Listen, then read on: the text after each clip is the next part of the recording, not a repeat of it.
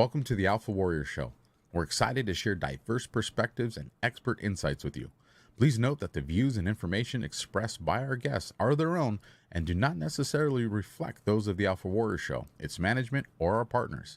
Each of our affiliates and sponsors and partnerships is a separate entity, and their opinions are their own.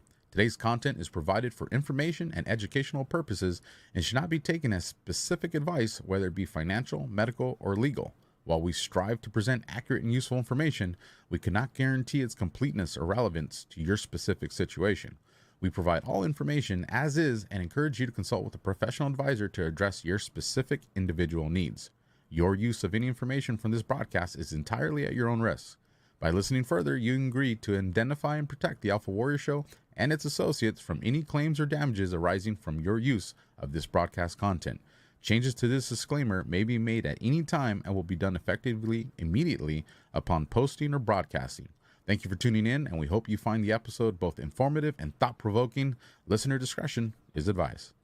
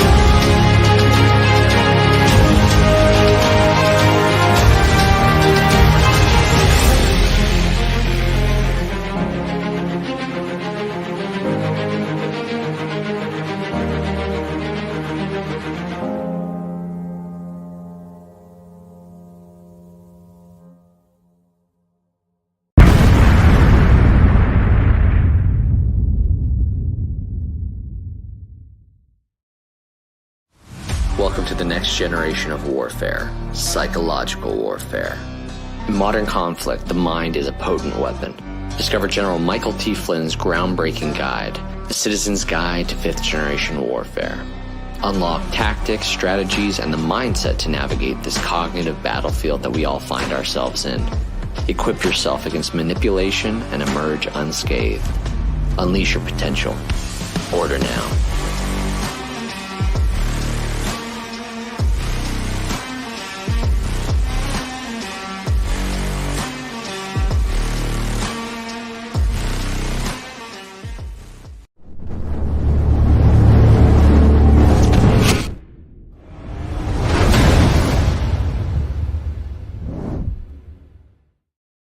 How's it going, everybody? Welcome to the AlphaWarrior Show. I am your host, Alpha. Yes, we are back. Operation GLADIO Night Wednesdays. We are live, because I know that question is going to be coming. Before we get into the show and before we get into my sponsors and affiliates, I'll ask that you guys do me a favor. Stick around at the very end of the show. I have a special call to action and a request to all of you that are listening tonight.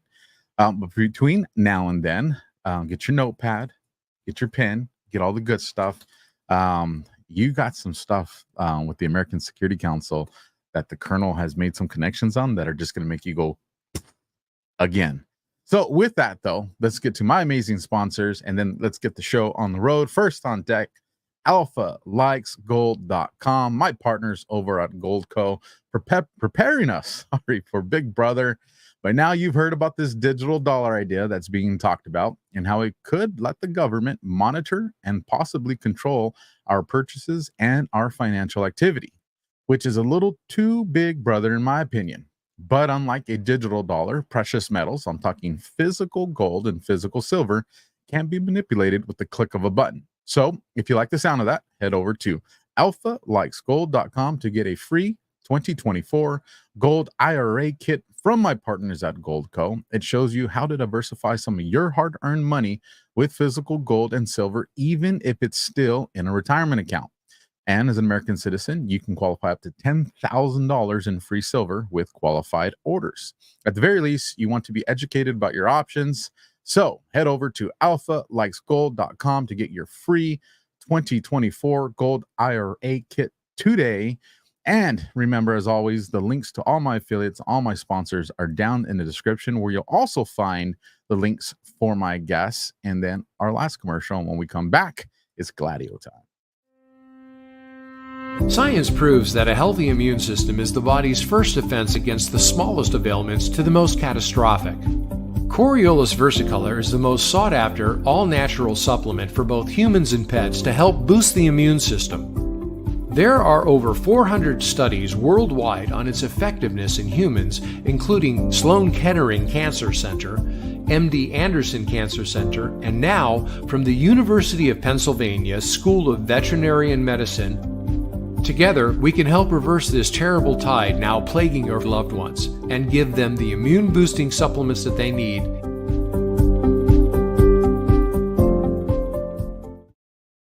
Once again, links to my affiliates are down in the description below. Let me bring on the amazing Colonel Towner, the authority on Operation GLADIO, the who's who of everything GLADIO. I think I bought her some time because she was taking care of something very important right now. To the stage, Colonel, how are you doing? Good. How are you? I'm good. See the teamwork? See Yeah. teamwork? I had your back right there. I see that. One, again, congratulations. Totally enjoying the grandma life. You guys, I get to see pictures of the grandbaby, and what a stud. What a stud. Yeah, my oldest daughter calls him a fake baby because he is just so cute. You know, when you sent the one, the recent one, I did do a double take because he just looked like a perfect little doll. I was kind of Yes, he looks like, oh like my a fake gosh. baby, like you're gonna pull him out of a box. Yes. Colonel, you made some connections today. So, let me start by saying I've had this idea, as the more I read, the more it forms, of, in kind of a cliche way, I began with the question on this whole ride: did we win World War II? When I discovered that it was written a long time ago, to include back in the Fabian Society days in the early 1900s, that we were going to have 3 world wars, and at the conclusion of the Third World War, we'd have one world government. And people would always ask, well, is it going to be World War III? When I first started doing this research, it didn't appear to me that we actually won World War II. It doesn't appear to me like we ever stopped fighting.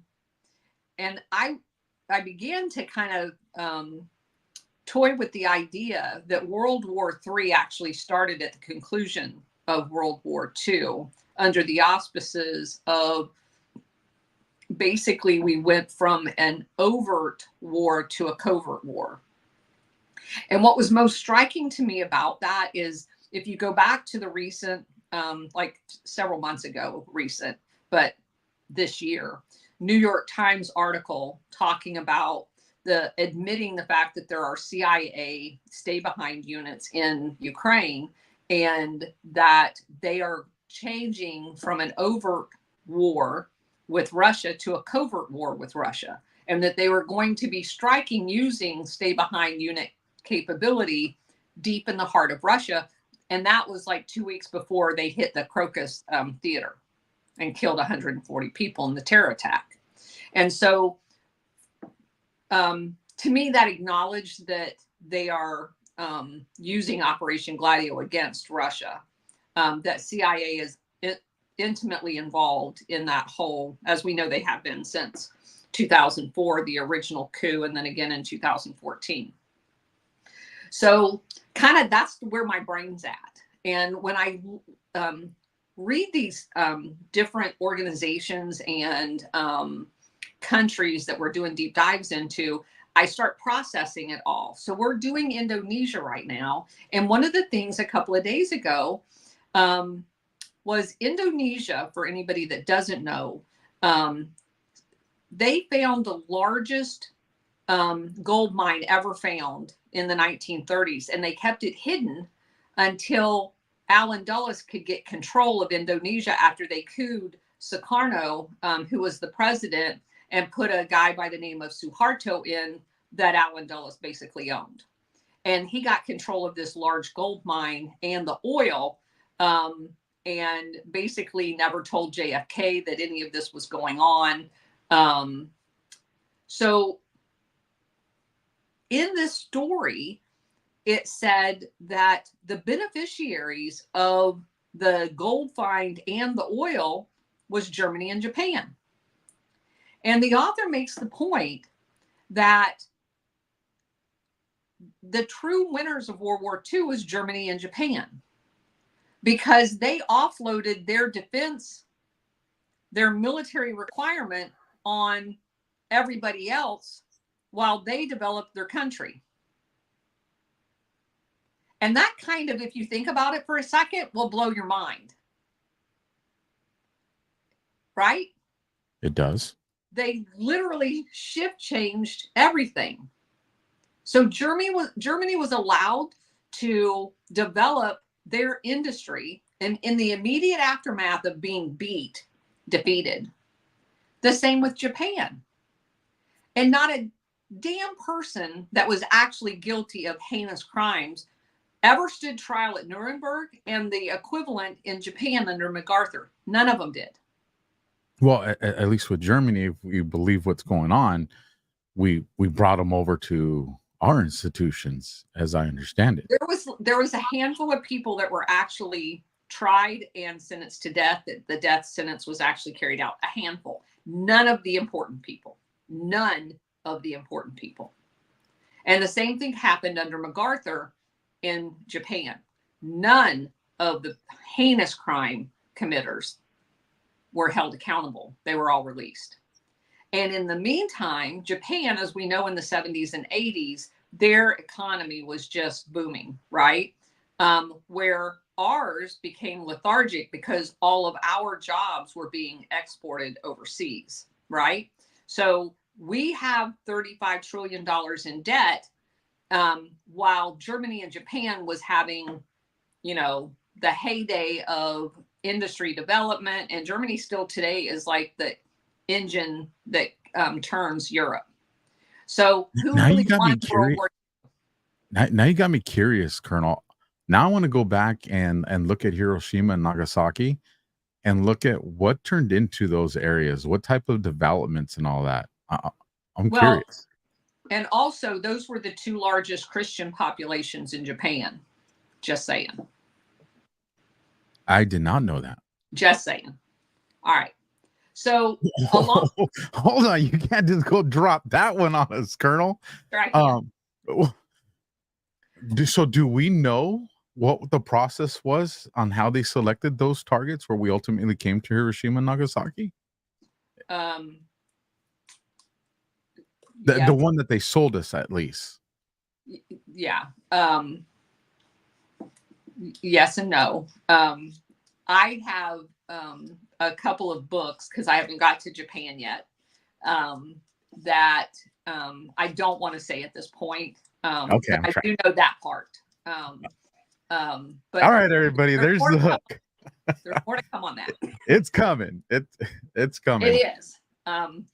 Because there's so much that happened in Asia with the Vietnam, the Korean War, Japan, that we are spending way more time in Asia, which is one of the reasons why I saved it to last as a regional deep dive, because it is so relevant to today.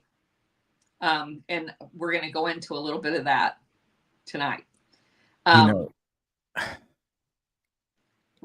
leave this up to you. So I was searching for something on Operation GLADIO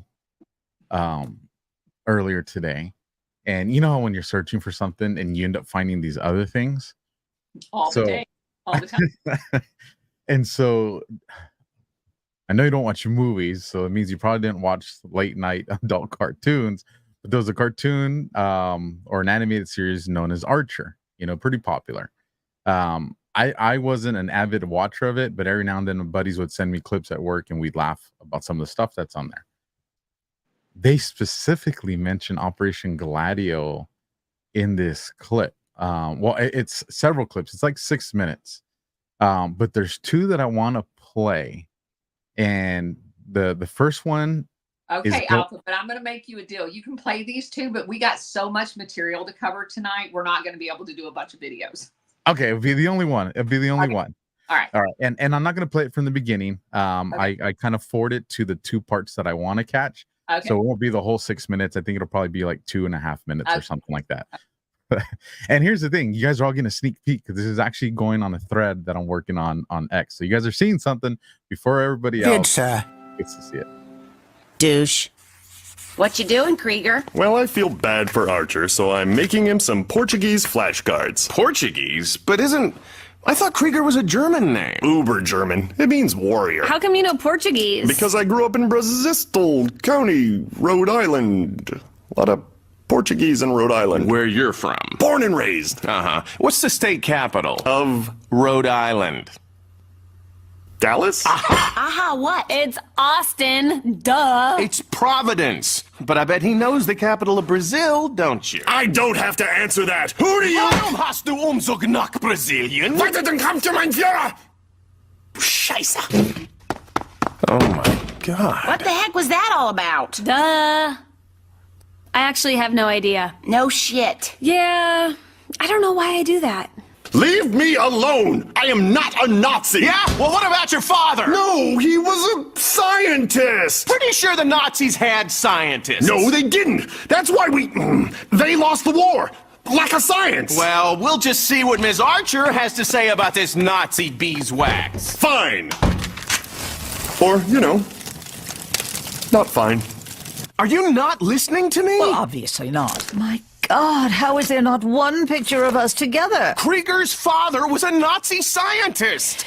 And JFK's father was a bootlegger. What? That's like comparing apples to Nazi oranges. Oranges, exactly. Do you like powdered orange breakfast drink? No, not really. How about microwave ovens, Neil Armstrong, hook and loop fasteners? Okay, you lost me. None of those things would have been possible without the Nazi scientists we brought back after World War II. The Nazis invented Neil Armstrong? Rockets, which put him on the moon. After the war ended, we were snatching up Kraut scientists like hotcakes. You don't believe me? Walk into NASA sometime and yell Heil Hitler. Whoop! They all jump straight up. But Cyril, I know all about Dr. Krieger's origins, and I also know that nobody likes a tattletale. Yes, Cyril. And if there's one thing I've learned in all my years as a spy master, it's that you keep your friends close. Yeah, Cyril. And possible genetic clones of Adolf Hitler closer. Yes, wait, what? Yeah, what? Oh my God, it was you! My 15th birthday! You were at the compound! When they finish, bring me the boy. The day my pet Dobermans accidentally ate my father! Oh, Krieger. Nothing's an accident. Holy shit snacks! Krieger's one of the boys from Brazil. Duh! Oh my god, seriously, I'm sorry. I think I need help or something. No shit. Mother! What is in this man's ass? Oh, please, don't act like you've never seen a marital aid before. Not in a dead prime minister's ass! And you don't have to keep repeating it. We've established where it is. Yeah, so you want to move on to why? Wait, not why that. Why he's here. Savio and I met after the war when I was in Italy with GLADIO. Who's that? His brother? No, Ew. Are you finished? Hang on. Ew. Now I'm done. Operation GLADIO. It was a NATO stay-behind mission set up to counter a possible Soviet invasion of Western Europe. But then it sort of turned into this whole weird crypto-fascist CIA shit show, starring Alan Dulles and a bunch of former Nazis. Thanks, Holly Hindsight. What's the point? Come on, this... All right, that's all you guys get until I do the thread. Oh my god, right? Orange powder. Oranges, literally everything. I was like, holy smokes. All of it. This was a very famous, like highly viewed animated series. And they just put it out there knowing that it just wouldn't register unless people had heard the term before. Which is why it's so important to use the freaking word, Mike Benz. Yes. Yeah. All right. Don't get me started. All right. No more videos. No more interruptions. We're rocking and rolling. All right. So we had gotten into basically the background of the American Security Council before we were rudely interrupted in the weeks. So I did want to go through just a couple. Unfortunately, I know at least one of these guys on this list. I used to know them really well. I've met several of them, actually. I want to go through a couple of these people that are a member of the American Security Council. Names that you will recognize. Dick Cheney, General Carl Monday, who I actually met, Commandant of the Marines from 91 to 95, founding member. He was a chairman of a military affairs committee. Another guy that you will recognize, Jamie Jamerson, CIA Department Operations Officer. He was a frequent visitor of an organization I've exposed earlier by the name of Le Cercle. It's another one of the American Security Council kind of things that was over in Europe. General Jim Jones, who was the Marine Corps Commandant from 99 to 03. I actually went to his change of command ceremonies. I was deployed in Iraq. He was our MU commander. Sat next to him on the helicopter for 6 months, every day, everywhere. He is also not only a part of this, he's part of the CSIS, which is basically the CIA. He's also a Trilateral Commission member. Senator John Kyle, who was also a board member of the National Endowment for Democracy, which of course we know is CIA.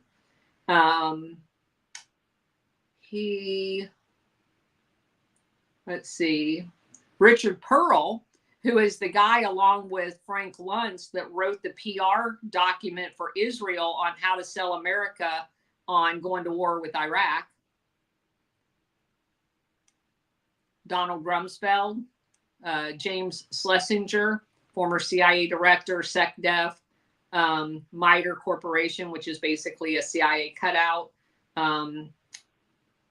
He was on the board at MITRE with Frank Carlucci, David Rockefeller, Paul Volcker, General Shahan, blah, blah, blah.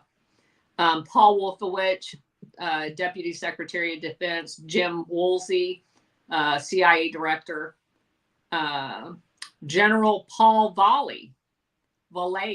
I don't know if you recognize that. That's the guy that co-wrote that book with or the paper with Lieutenant Colonel Aquino, the PSYOPs thing. I did not know that. Yeah. So those are just some of the people that are associated with this organization, the American Security Council. Okay. And General James Jones is the one that I served under when we went out to Iraq. Yeah, that would be him. That's just wow. Yeah, I POAC every morning. He was at the Pentagon when I was there. As a matter of fact, he was on the staff there as the military assistant, and him and Jay Garner, who was the Task Force Bravo commander, General Jones and my boss when I was deployed to Iraq. Yeah, I saw him every morning in the POAC, the Pentagon Officers Athletic Club. So here's the important part that I want to finish up with American Security Council, and we're going to follow it with an overlay of an organization called the World Anti-Communist League, because there is like a 50% overlap, and it's the World Anti-Communist League is going to blow your mind. So finishing up on the American Security Council, we start off with General MacArthur and the interwoven connection between a thing called Black Dragons, Taiwan, germ warfare, and the Mooney cult. For you those said, of you, there was the first one, Black what? Black Dragons. Okay.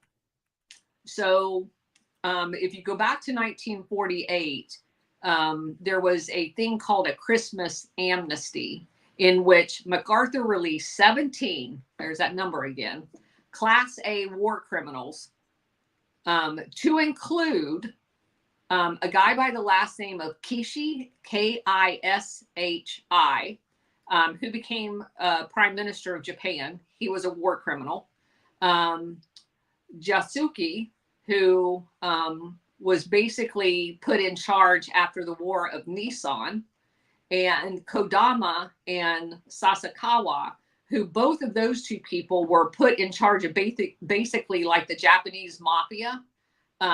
And they were major war criminals during World War II. I mean, sadistic war criminals.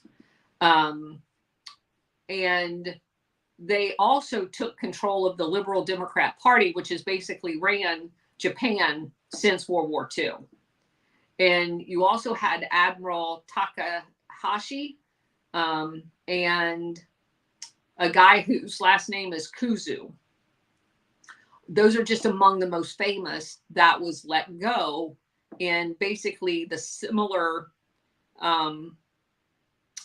treatment as what I would call Nuremberg was basically a kind of like a smoke and mirrors act. While there was some people that was held accountable, it was a handful compared to how many was actually guilty of war crimes. The majority of them, even ones that were sentenced to death, as soon as the cameras were off, the Chancellor Adenauer would change their sentence to life in prison. And then as soon as the other cameras were off, he changed it to time served and let them all go. And that includes Reinhard Gehlen, who ends up running their CIA called the B&D. That included Otto Skorzeny. And Otto Skorzeny was actually let off the hook altogether. And they were responsible for some of the most heinous crimes that was committed in the European theater. So most people forget about the fact that this exact same thing happened in Japan. It never gets talked about. So the Japanese were anxious about the release of Kuzu, the former president of the notorious Black Dragon Society. Although the name sounds like it has been taken from a comic book, it wasn't. This basically was the the underpinnings of Japanese fascism. He was basically like the theoretical Hitler of Japan. He demanded, the philosophy demands total loyalty to the emperor, He is considered the physical incarnation of the sun god. The Black Dragon Society is an ideology that is taught to youth groups. In every respect, it has secret societies like the SS. Every part of this is like Nazism, but it's just a different element of fascism. So, and its tactic in order to get people in line is terrorism. They do assassination. It is the GLADIO version for Japan of what the Grey Wolves were for Turkey, Agenta Press was for Portugal. That's what it is for Japan, the Black Dragon Secret Society. And when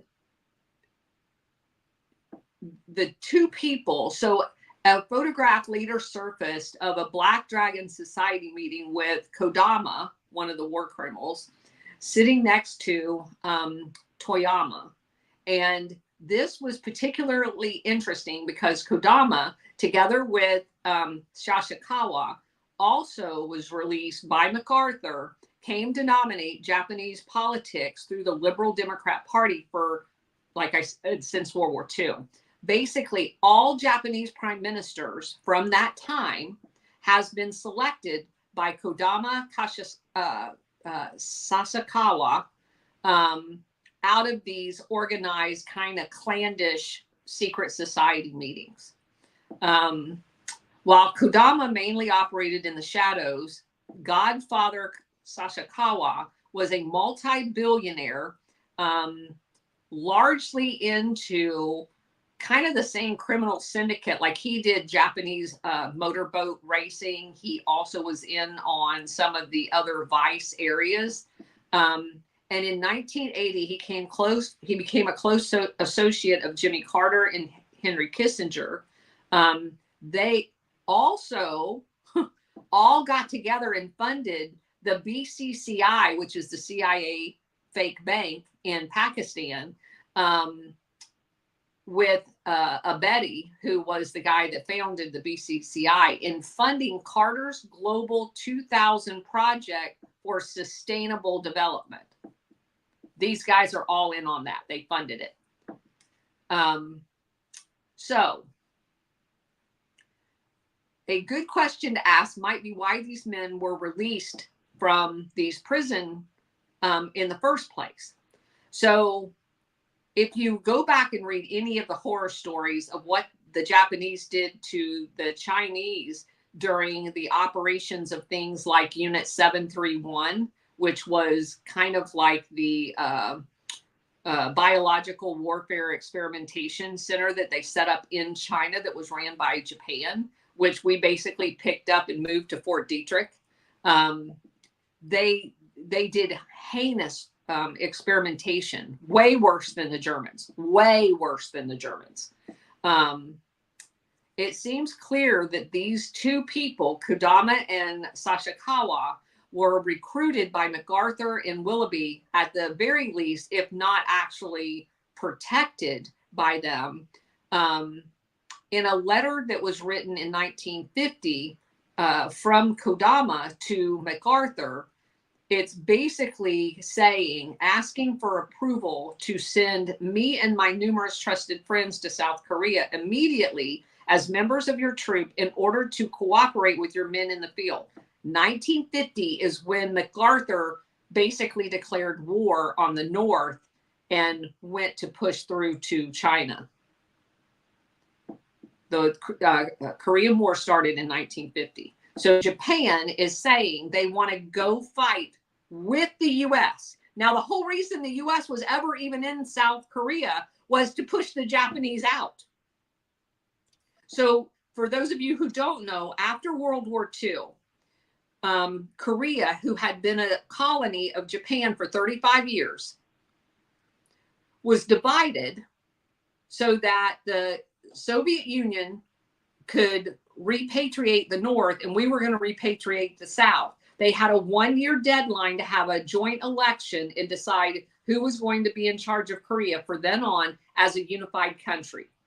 It was just too big of a country for either force to do both sections, so they kind of divided it. They did the same thing after World War II in Vietnam. Chiang Kai-shek got the North sector and the Brits got the South sector. So that was not an unusual thing to do. Like in Iraq, it was divided up into 5 sectors after or during Desert Storm.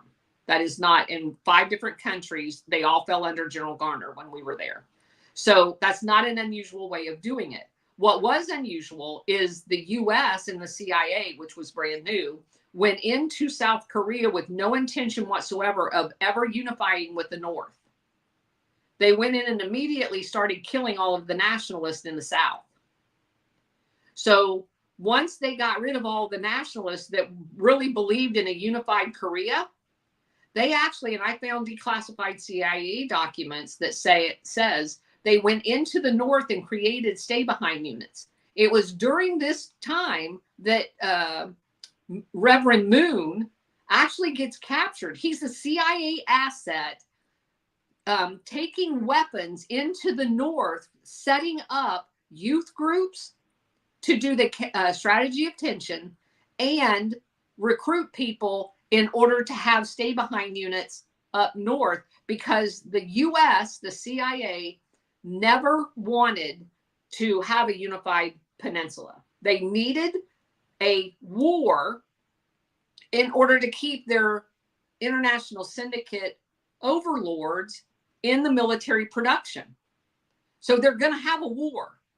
They picked the shit out of the North until the North came over the quote unquote boundary and was picking off the people that were picking off the Northern people, right? So they just came over to stop just what happened in Ukraine.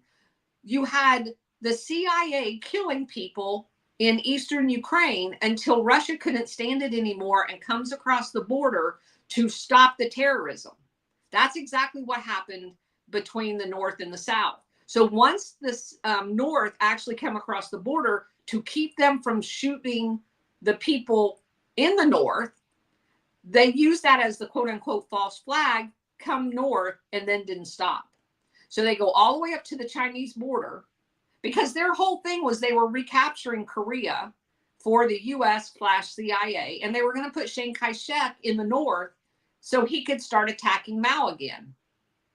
Because at this point, Chiang Kai-shek has been kicked out of China.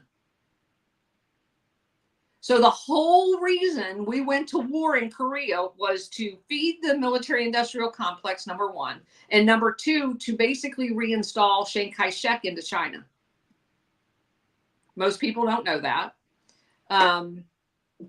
So this is all relevant to this. And when you have these Japanese warlord, corrupt terrorist saying, yeah, put me in, boss, to MacArthur, that says we'll go back into Korea that they had colonized for 35 years and murdered, tortured, kidnapped the Koreans.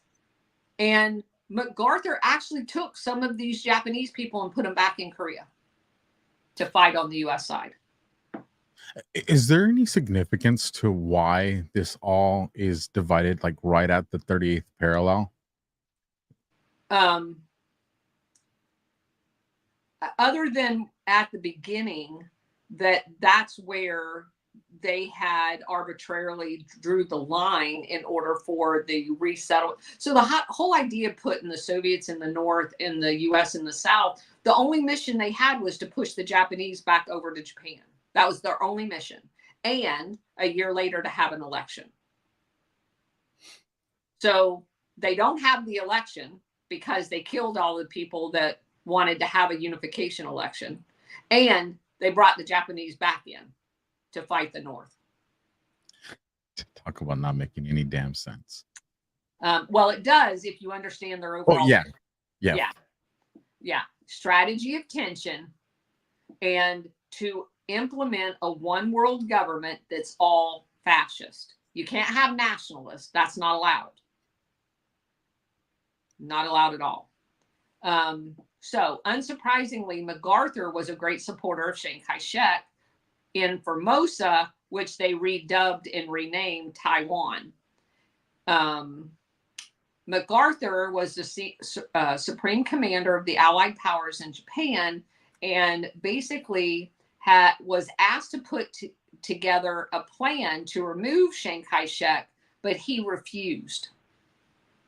He told Truman he was not going to participate in that.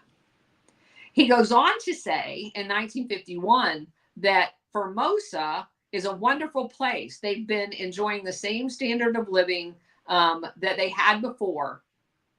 Now think about that for a second. Formosa, the island of what we call Taiwan, was under the control of the Japanese as an invading force, and they had murdered and tortured the Chinese people on that island and held them hostage. So MacArthur is saying they have a wonderful standard of living because it's the same as what it was before we got there at the end of World War II, where they were literally being held as slaves to Japan. He wrote it in a letter. When you look, I have the map up on the screen, and when you look at the distance between, you know, Japan and South Korea and Taiwan and China, that's not a whole lot of miles between those two masses of land. And Formosa has always been a Chinese island, always. The fact that it's just what we did to, and that's why I think patterns are so important. Panama was never a country. Panama was part of Colombia, always. So we decided we wanted to build the Panama Canal, thanks to Sullivan and Cromwell and Allen Dulles, speaking of monsters. And we decided that we were going to, we approached Colombia and said, we want this area, which is now modern day Panama. Colombia said it'll cost you $20 million. Allen Dulles, as the spokesperson for not only the people that owned that land, which happened to reside in France, but as the spokesperson for Sullivan and Cromwell, said, F you, we're not paying you $20 million. We're just going to steal the shit. So they have a Marine contingent land there, plant a flag and say, okay, here's your new leader. You are now a new country. We're going to call you Panama. And we're recognizing this guy as the new leader. F you, Colombia. We just stole your land. That's how we got Panama as a country as opposed to a state within Colombia. We just stole it. Do you know who was in charge of that Marine expedition? Who? Smedley Butler. No. Yes. God, he's everywhere. He's everywhere. Okay. He's a Marine Corps. Well, he's a legend. That's what I'm saying. He's taught as a Marine Corps legend. Yes. He stole Panama. So, anyway. Now I got to get you to watch the TV show Three Body Problem so you can see about Panama. Okay. So, despite MacArthur's claim, 2 years later, Taiwan, that MacArthur said that it was a prosperous, tranquil society. There's little evidence of that. In the early 1950s, the governor of Taiwan was expelled from the island and ended up in the United States. Here he said that and the reason why he was expelled is because he didn't want to go along with the torture, because Chiang Kai-shek, when he took over the island, I should say when he was installed on the island by the CIA, because that's more accurate, he immediately implements martial law. So he is actually a dictator that MacArthur loves. You know, that's the wonderful society. He's a dictator. The guy that gets kicked off the island says, quote, the secret police of the island have resorted to torture, blackmail, and illegal arrest, unquote. What's that sound like? GLADIO. GLADIO. And under these circumstances, Taiwan could not afford to be an effective ally of the West, but oh, it was. CIA support was everywhere. One particular important player was Ray Klein, the OSS veteran from the Far East, alongside Richard Helms, General John Singlaub, and E. Howard Hunt, who turns up so often. So from 1958 to 62, Hunt was the CIA station chief in Taiwan and later decades co-chairman of the American Security Council. Klein became a close friend of Chiang Kai-shek's son, intelligence chief Chiang Ching-kuo. Together, they were involved in overseeing a rather extreme anti-communist indoctrination program because the World Anti-Communist League was set up in Taiwan. It ends up being ran out of Korea by Reverend Moon, who basically is a GLADIO operator. And we're going to get to him in a second. So MacArthur and his intelligence chief, Willoughby, who really was a logistics guy, but he's a butt kisser, and MacArthur loves butt kissers. So he hired Willoughby as his G2 because Willoughby made the intel whatever MacArthur wanted to actually do. He wasn't an actual intel. He'd never been trained to be an intel officer. He was a logistics guy. So that he sucked up to MacArthur. So MacArthur said, you give me whatever intel I tell you to give me as my official intel, and you can be my intel chief. So he drug him around everywhere.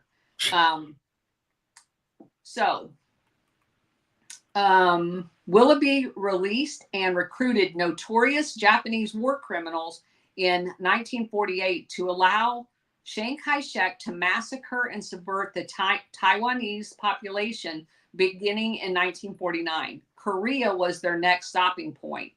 The first president MacArthur took with him to Korea was the head of the Unit 731. That's the bioweapons experimentation lab that they brought back from China.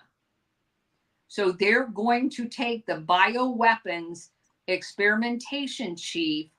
It'd be like taking the Gottlieb guy that was doing all of the CIA experimentation into a country and turning him loose on the population. Hated by the Chinese and prosecuted by the Soviets, MacArthur simply employed these monsters in secret so they could continue to research biological warfare, now for the Americans. Throughout the Korean conflict, even after MacArthur had been removed, numerous canisters of small rodents, spiders, fleas, beetles, crickets, and other exotic insects were released on civilian population centers and infected the local people, civilians, with bubonic plagues, typhus, yellow fever, and cholera. In later years, in the U.S. Army in Japan on Okinawa, they were also conducting experiments with wiping out entire Asian rice crops. After MacArthur in September 1950s, daring amphibious landing on Incheon and the conquest of North Korea, his forces were responsible for liberating Reverend Moon, who had been taken prisoner because he was basically a GLADIO operator from the south to the north on behalf of the CIA, who had been imprisoned in a labor camp where he had begun setting up a cult.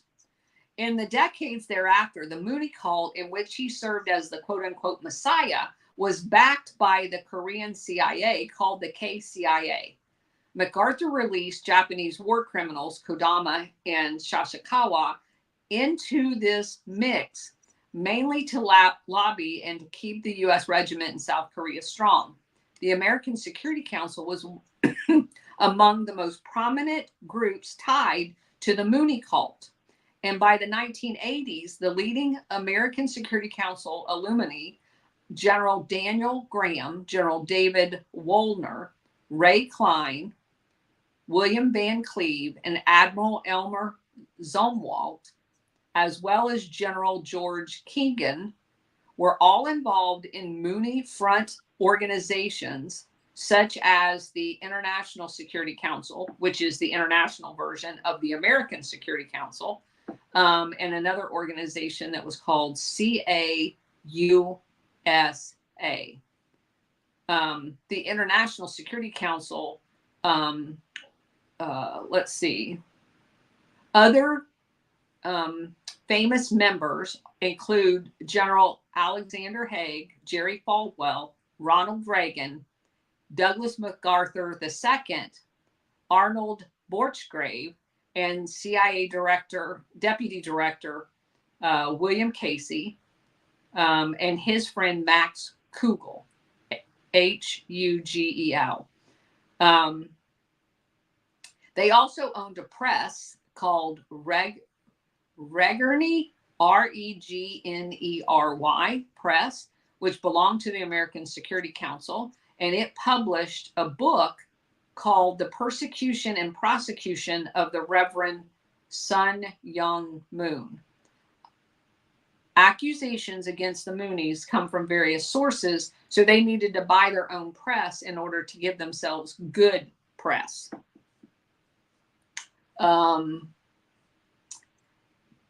As it may be obvious at this point, the American Security Council, such meant people involved in it like General MacArthur, General Singla, Ray Klein, blah, blah, blah, were all also kind of dual-hatted as the World Anti-Communist League network as well, such as Chiang Kai-shek, Kashikawa, Kodama, the Shah of Iran,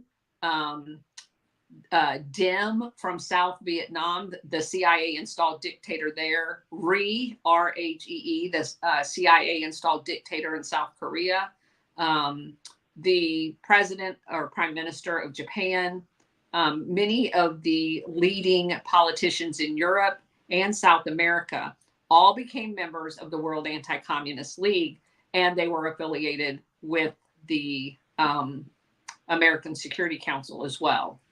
Now, this is where it gets really crazy. But General MacArthur's nephew, Douglas MacArthur II, got himself involved in, not only was he involved in the overthrow of, in the aftermath of the overthrow of Mossadegh in early Iran, but he was also helping with creation the Savak, which you guys may remember the story. General Schwarzkopf's dad, a Major General Schwarzkopf, actually went over to Iran and helped set up the Savak, which is basically their national terror police force. They're the ones that do all the really bad things. That was part of the whole CIA there. So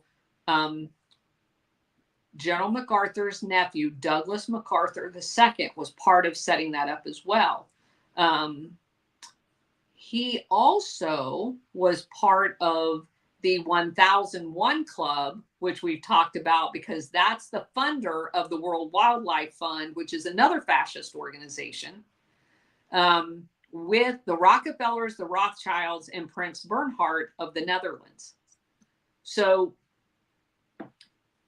they, and the reason why I bring this up is because they, with John Foster Dulles, Reverend Moon, all of these people end up being involved in a very notorious pedophilia ring that happened, that I've talked quite a bit about, in Belgium with the guy Marc Dutroux. So Marc Dutroux is like Jeffrey Epstein on a billion steroids. It's MarcDutroux,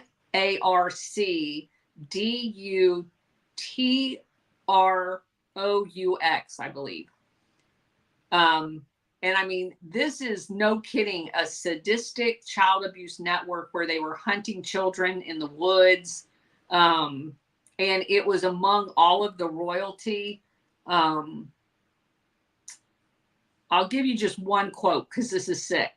I have a whole bunch on it, but it's really sick. So there was a fax that was sent January 6th, 1997, about a girl, and she speaks of someone who estimated if she was dangerous. It is about someone who prefers the violence. The sex is a dessert. He often went to hunt with a guy by the name of Paul van den Boynet, who is a Belgian big wig. He works at Sabina. He participated in the hunts on children. Tony brought her to a domain where 4 other girls were present. There was also a gamekeeper who raped the girls, but did no more than that. Ben Boysen was the most dangerous. He had come to kill. The girls run into the woods, and each time they're caught, they have to remove a piece of clothing. X1 is forced to stay with him. She must choose and point out other girls, and then they pull the trigger. Yeah. I mean, this is how sick this is. And this that's so sadistic to golly. Little kids. And this MacArthur II is part of this. And the American Security Council people, like this guy by the name of Thomas Moore, also served on a 5-person board in Washington, D.C. on a firm called Hill and Knowlton. I've written about Hill and Knowlton a lot because a guy by the name of Robert Keith Gray, look this one up. You want to talk about somebody? Look up Robert Keith Gray. He ran a club called the Georgetown Club. It was a brothel in downtown Washington, D.C., where he sold memberships to Congress. They had all of the rooms videotaped, and they used the material to blackmail a ton of members of Congress. That sounds like something in the headlines right now. Yeah. And one of his partner in this operation was a guy by the name of Tungsten Park, who was an actual CIA agent. So he was in business with this gray guy blackmailing our Congress. So it says the board was stacked with CIA men of this club, a Catholic priest, and at least one person that took part in MK Ultra experiments at Edgewood Arsenal, like actually conducted the MK Ultra experiments. Just you're literally describing the headlines with P. Diddy right now. I know. Like, this is crazy. And it's all happened before. Every bit of it. That's why this is so mind-blowing to me. This is nothing new. This has been going on for decades. Okay. Then we get into all these same members. They're all members of this. Ray Cohen, unfortunately, he was a big funder of Trump's and from New York. He was also, Roy Cohn served on the board of Western Goals Foundation. Western Goals Foundation is very similar to the American Security Council. A lot of the same members. He also was implicated in the child kind of pedophilia with the Permadex and Clay Shaw. And then, of course, that takes you to the JFK assassination because Clay Shaw ran all of his operations out of New Orleans with the mob. And Roy Cohn, of course, ran the Blue Room, the Blue Suite, whatever it was called, out of what used to be what's Trump Towers now, used to be a hotel. There was like a whole gay sex thing going on there. A lot of people made that allegation about Roy Cohn because he was never married. That all ties in not only to the American Security Council, because all of these people were members of it, but the Le Circle is spelled Lecercle.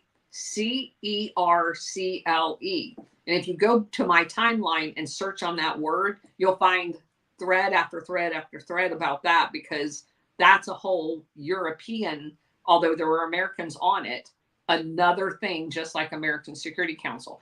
All of these things begin to start looking alike. They all have all of the royal families. For example, in American Security Council, you're going to find the Borghese family, which is intimately involved in Operation Gladio in Italy. That was the Black Prince.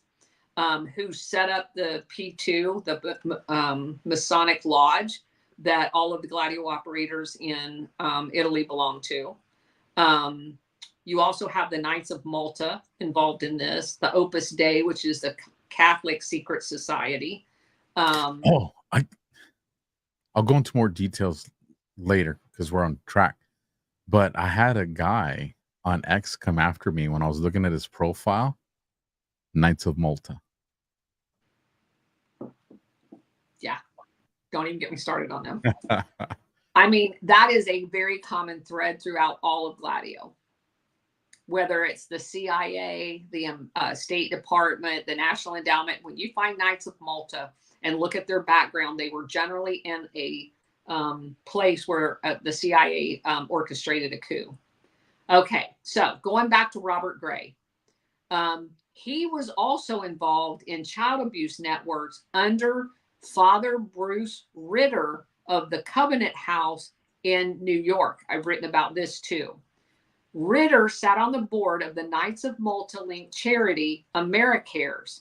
AmeriCares is the charity that's being sued in Guatemala today.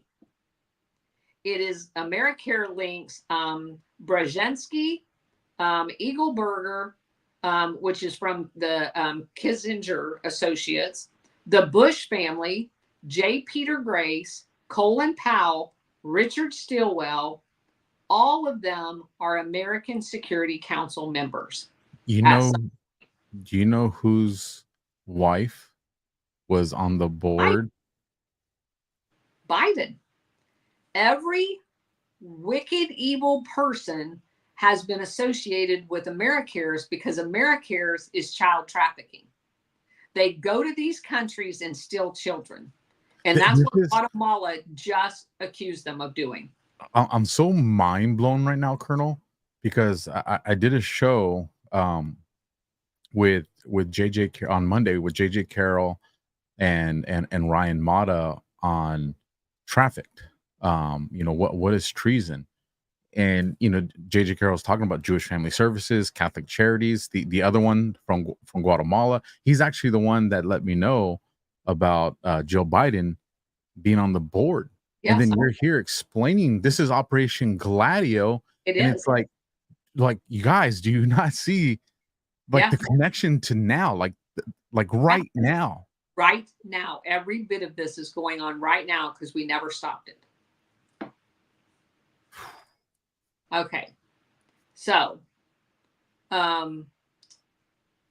this also then goes into people like Edwin Wilson, who worked for Navy intelligence, setting up false front companies for the Navy, and he was doing basically weapons trafficking. He was also associated with the American Security Council.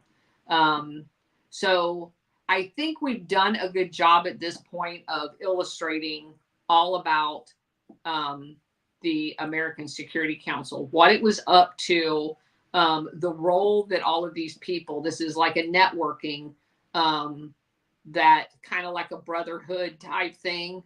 A couple of people just before we get off of it that were also associated with it, James Angleton, Richard Bissell, we mentioned him before. Just want to make sure that I get them all.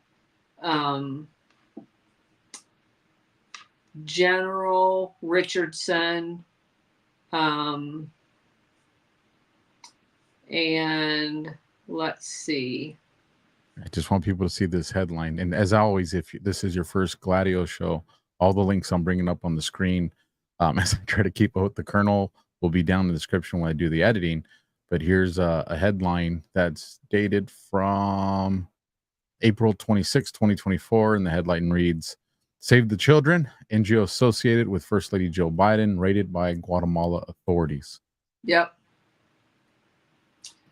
Okay, so one other guy, General Charles Willoughby, we talked about him a little bit ago, but he becomes very critical and is part of the American Security Council because his name come up repeatedly in my dig when I did Golden Lily, the stashed gold from Japan in the Philippines. And I don't know if you recall, but the Japanese had stolen all of the gold and treasure throughout Asia. They put some in the emperor's palace, some in the emperor's personal bank. And then they brought the rest of it all to the Philippines and dug all of these elaborate tunnel systems with slave labor to include American soldiers being held POW. They dug these things, they put all of the gold and treasure in there, and then they dynamited them shut with all of the people that dug them in it alive, buried them alive, killed them. And that way no one would ever know where these tunnels were. And after the war, Japanese snuck back over there under the guise of rebuilding the Philippines, because they felt bad. They were actually doing it at sites where they had buried the gold, and they were shipping the gold back to Japan, sneaking it out. One of the funds that had the gold in it was called the M Fund. The M Fund was under the control of the CIA, and they were using it to fund black ops. And Richard Nixon bartered that M Fund back to Japan if Japan would money launder millions back into his presidential campaign. So Charles Willoughby worked with Santa Romana, and anybody that's looked at my Golden Lily book review knows that name, because Santa Romana was the guy that basically money laundered all of the gold that the Marcoses. So you've got Japan working on getting it, but the CIA was kind of in competition with them trying to find it too. And that's the reason why they installed Marcos as president, because he was corrupt and was working with the CIA to find the gold first. And Charles Willoughby, a general, worked with Santa Romano, and Singleb and MacArthur knew all about this. General Lansdale knew about it. They all kind of worked together to launder the gold into all kinds of different banks to fund black covert operations. And basically everybody I just mentioned is part of the American Security Council as well. I was just flabbergasted. I've done so much of this research. I just didn't know. I'd never heard them talk about the American Security Council in most of all the research books that I've been through. And then recently I was reading one and they mentioned it, and I looked into it and I'm like, son of a bitch, they're all members. And just so that you see the connection, when you get to drug trafficking, the American security linked company Air America, which was then also known as Civilian Air Transport, CAT, had been supplying the anti-communist forces of General Chiang Kai-shek in China from 46 to 49, when they moved him lock, stock, and barrel to Taiwan. And if you remember the name William Pauly is the one that funded the civil air transport. He also funded through his Curtiss. He had the, the franchise for Curtiss aircraft to be built in Asia. And so he used the proceeds of that front company for the CIA to pay for the Navy for Taiwan and for the Taiwanese Air Force. So he basically worked, he ended up being an ambassador as well. But William Pauly is a whole nother ball of wax. I remember that. You actually, on one of the episodes, we did a very detailed dive on him. So this is his ball of wax. He's the funder of all of this with his front company. Yeah, because I remember that when I'm looking up Air America right here, and again, it has Chiang Kai-shek, the Flying Tigers, like all these things that you've talked to us. Yep. Mm-hmm. So when General Stilwell was Colonel Stilwell, he was all part of this as well. And the Navy started off as being called Sea Supply Corporation, which was basically owned by Paul Helliwell, who goes on to set up Castle Bank and do all the money laundering for the drug operations. So they began delivering arms to the KMT army and Chiang Kai-shek in Burma when he got driven out by Mao out of China. The KMT was forced into moving their poppy cultivation into Burma, and then eventually Chiang Kai-shek goes to live in Taiwan, but they still are in control of most of the Golden Triangle poppy production that had moved to Laos and part of Thailand. So also, this one you can look up because this one will blow your mind. China lobby.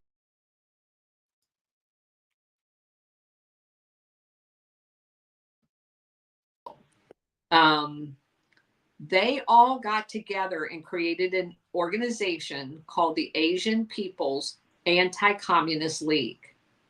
The Asian People's Anti-Communist League turned into the World Anti-Communist League. And when they gave birth to the World Anti-Communist League, then the Asian People's Anti-Communist League just became the subordinate for Korea, Japan, and Taiwan. And if you go look and do your history on every bad thing that was ever written about communist China, you look at the author of the propaganda, every bit of it was written by the Asian People's Anti-Communist League as an organization. I typed in the China lobby CIA, and of course there's a declassified document that none of us would have heard about if the colonel didn't tell us. And I haven't even read it. I'll read it real quick since it looks pretty short. Just let me make it a little easier for my eyes. This is dated 11th of June 1951. Memorandum for the director from Legislative Council, subject the China lobby. Number 1, on Saturday, Secretary of State Ashian stated that he had discussed the possible investigation of the China lobby with the president, and the secretary was, and then quote, authorized and directed by the president to say the joint committee that he has instructed the agencies of the executive branch having powers and duties in regard to this matter to get together all the material and bring it together so that there can be an immediate or as soon as possible an appraisal of what is known in the executive branch with a view to going forward to legal action if it is provable by what is known, or by conducting investigations further if that appears to be the proper course to follow, or in making public the situation if that seems to be the proper course. And next quote, he has also authorized me and directed me to say that he will direct all agencies of the government to cooperate to the fullest possible extent with any committee or committees of Congress which wish to go into this matter for the purposes of informing them what is known, for the purpose of helping any investigation, for the purpose of assisting them in coming to the conclusion as to whether or not they wish to have one. And then the last part here, in discussing the material available on China lobby, Secretary Ashen stated that, quote, there are reports from other agencies, such as the CIA, reporting things which have been said to them, and those are sent along to the other agencies of the government, including the State Department. And then the last thing, in view of the above, there will doubtless be requests to the CIA for any material we may have regarding the China lobby. This is a controversy which we should try to avoid if possible, but I believe we should make a survey to determine what material we have on the subject and what dissemination it has received. Walter L. Poschmeyer. Yeah. That's a bunch of hogwash. Yeah. No, there's a reason this is the one that got declassified. Yeah. Makes me glad I'm not in the military anymore. Blah, blah, blah. All these words, and they say absolutely nothing. So, as we mentioned, Paul Helliwell being involved with Sea Supply Corporation and other CIA fronts as it relates to the American Security Council board. We also have Marvin Liebman, Liebman, another American Security Council member, also part of the China lobby, was secretary of the Committee of 1 Million against the admission of Red China into the UN. Now, I did not know this, but up until Richard Nixon recognized China in 1972, when they referred to China being on the Security Council prior to 1972, they were not talking about China. They were talking about Taiwan. Taiwan actually sat in the chair of China because of this dumb game that we played with Chiang Kai-shek being the official representative of China, even though he was sitting on a dinky ass island off the coast of China. We pretended like he was in charge of China. So up until 1972, anything that the UN voted on where there was a China vote, it was actually Taiwan, Chiang Kai-shek making that vote, not China. So just be aware of that. Here's what I found very interesting. In 1959,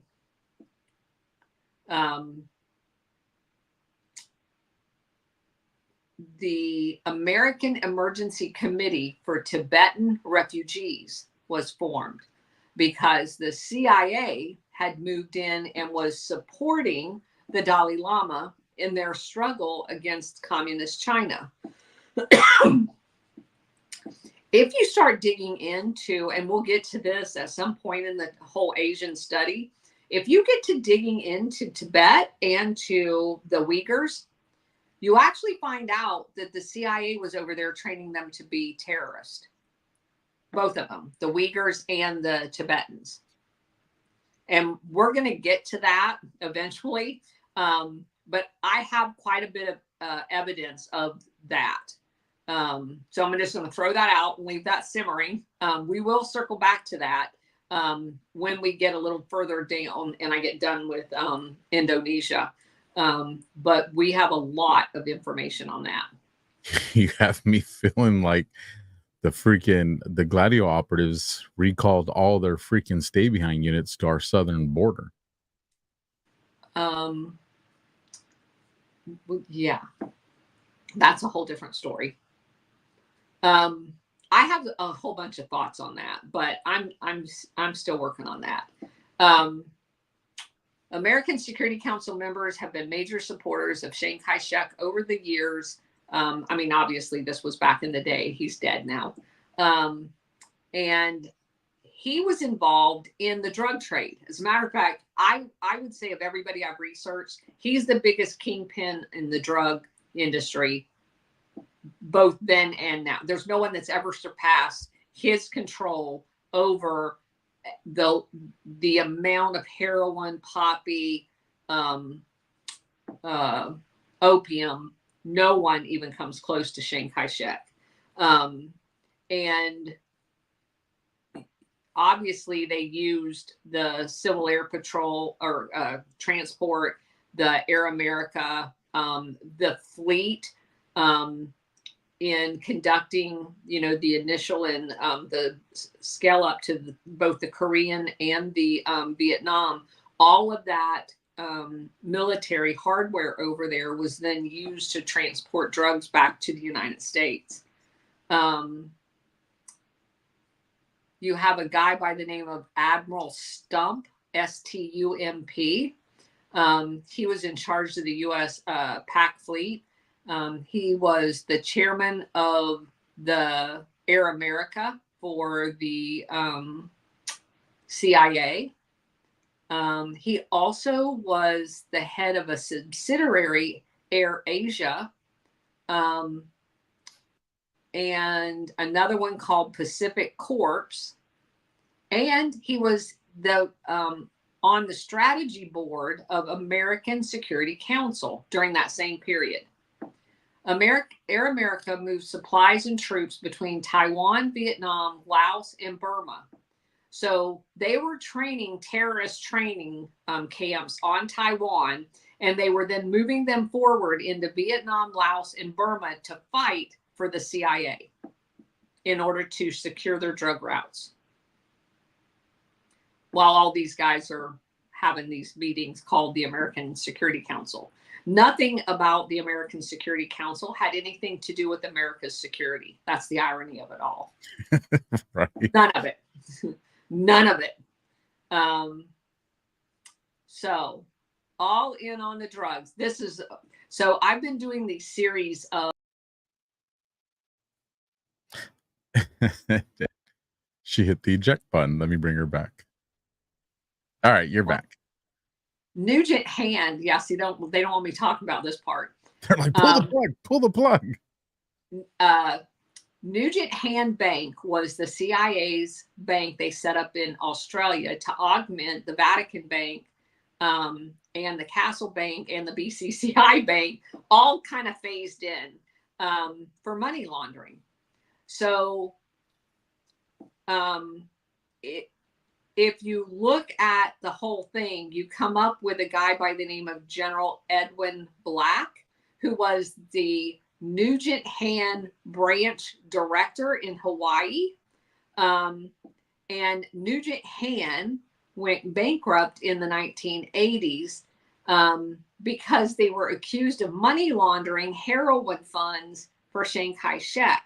One of the two founders, Michael Hand, had worked as a Green Beret in Laos under Shackley, using Air America to fly opium to the Montagnards Hill tribe.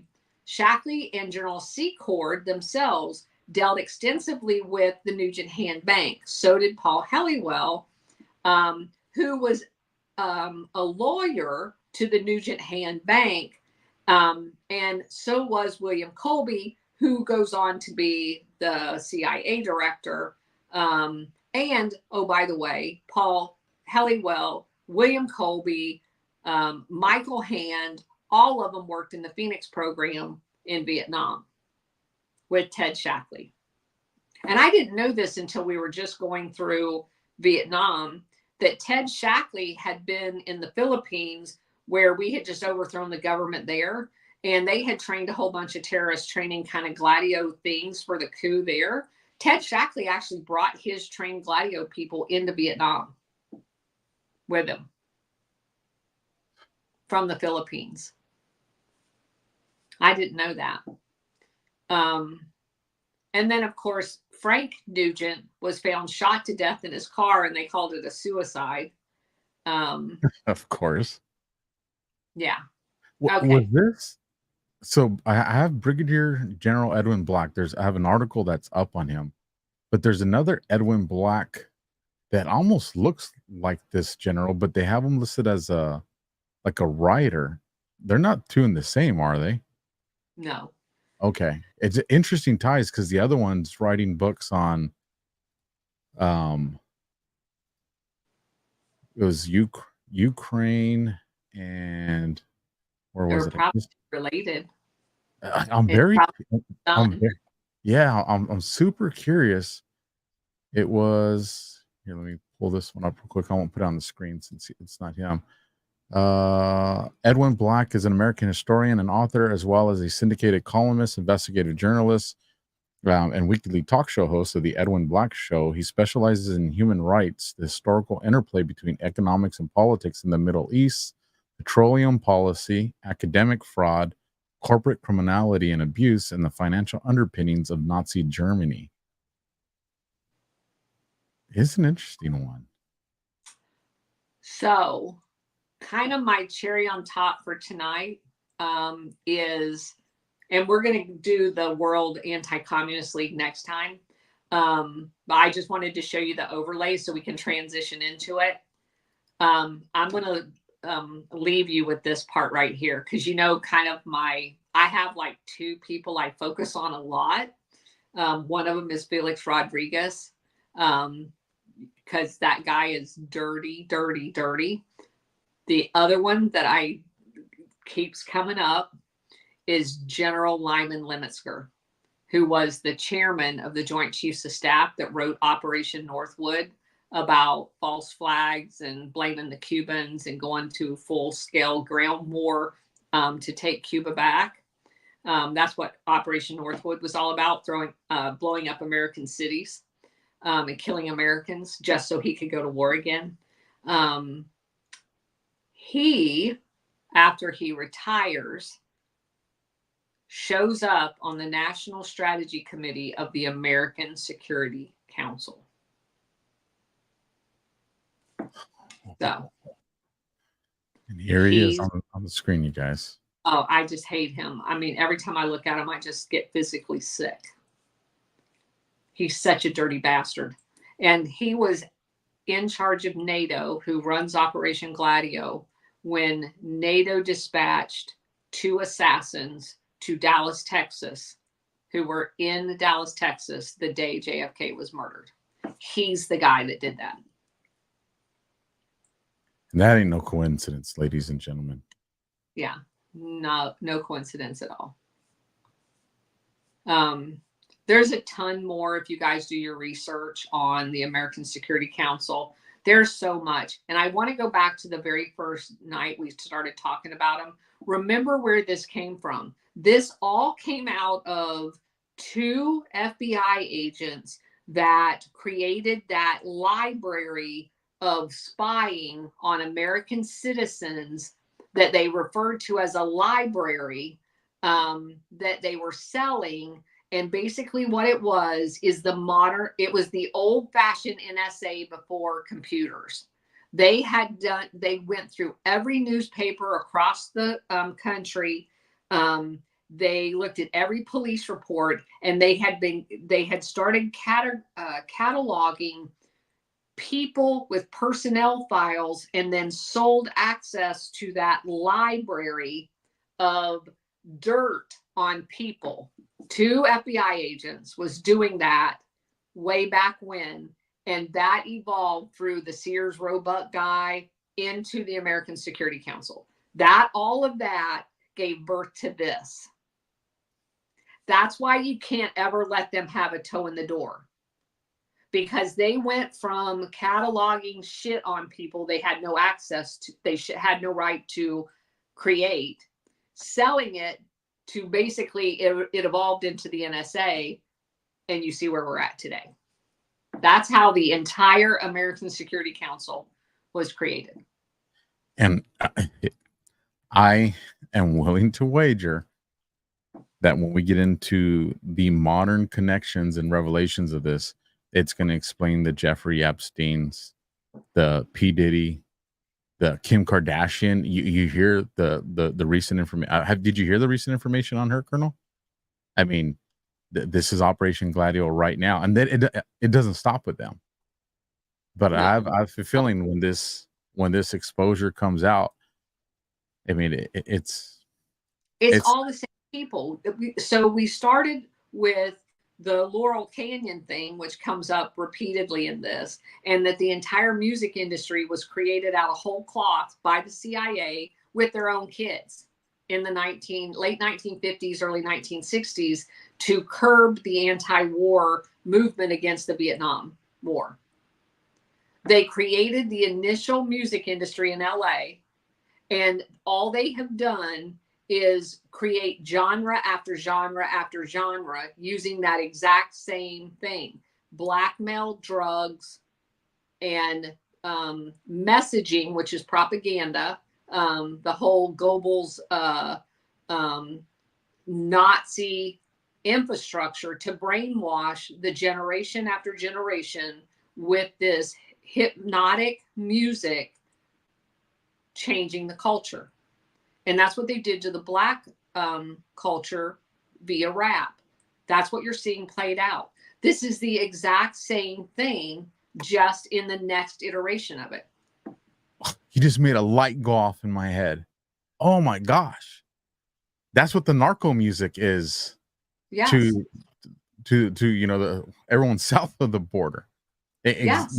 You took quality cultural music, and the same thing they accomplished with rap. That's what the narco turned into: drug trafficking, assassinations, and shootings. Yes. Oh my gosh, the same damn thing. It is over and over again, and the same people control it. Oh it's like marionettes on. Yeah. Yeah.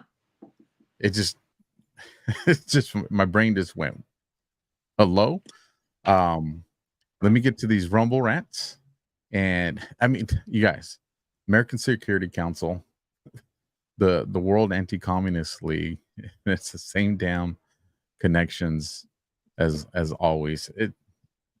And then next week, oh, the World Anti-Communist League, it's going to blow your mind. they make it sound like these superhero names, but they're like the super Right? villains. But they're Right? it's just like, I mean, They're it's actually everything. oxymorons. They're Yes. oxymorons. So 100%. the World Anti-Communist, who would not be an anti-communist fan, right?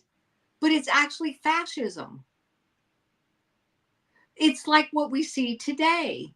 In the name of democracy, they're implementing fascism. And they Same tell thing. us, and they tell us in the movies that the Colonel doesn't watch, like Marvel, where all of a sudden you realize that, you know, the good guys that used to lead the Avengers are really controlled by the Hydras, which is, you know, the Nazis and all that. God, they just throw it in our face. Let me bring up tonight's Rumble rants on the screen. Once again, thank you guys for the support. I'll start from the early ones in the evening, move us towards now. The Cooper family DMC. Shout out to Cooper family. I came after her on the Man Show. It was fun. Love y'all. I'm pumped after watching Trump's rally in New York. He ended the rally with Nessian Dorma from The Sum of All Fears. Let's effing go. $2 Rumble rant.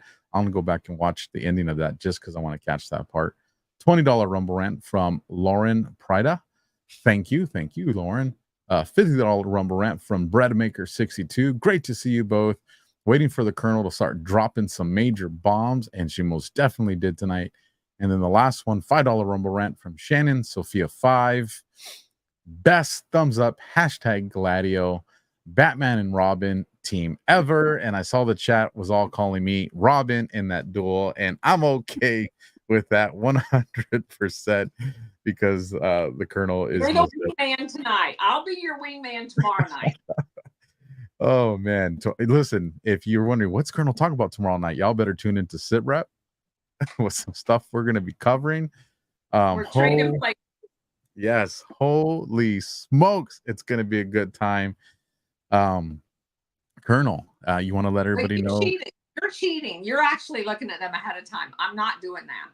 I had to. Okay, listen, usually I'm good with patience, but everybody kept talking about them. People send me these little notes, and I'm just like, all right. People sending me. I had to go. I had to peek. I haven't seen all of them, but I had to peek, and I was just like, man, there's a lot here. There's definitely a lot there. Colonel, I can't wait. Where can everybody? We have some new people. I saw in the live chat for first time viewers tonight. Where can they follow you? What are you working on? And anything that you want to let the audience know as far as a call of action. Been a few weeks since we've had one. So I want everybody to stay on Operation GLADIO. I'm going to say a couple of things. I'm at Colonel Towner on X and at Colonel Watkins on True Social. I have a Substack. I also have Rumble. We have started a new book on Rumble. Those just, I don't have a routine yet set up for the new book review. I'm trying to work on that. But on X in the Spaces area, every Monday through Friday at 4:00, we are doing a country by country GLADIO review of all the major areas. If you go to my profile and you click on it's like a Dropbox link, it has all of the countries we've done. We started with like Latin America, the Caribbean, Central America. We moved to Europe. We did Africa, and now we're in Asia. We're just going through, since World War II, all of the CIA operations that look like GLADIO, regime change, terror attacks, that type of thing.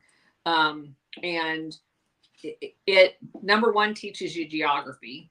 Number two, it teaches you history. And number three, it teaches you what evil bastards have been infiltrated our government over all of this time. So highly recommend it.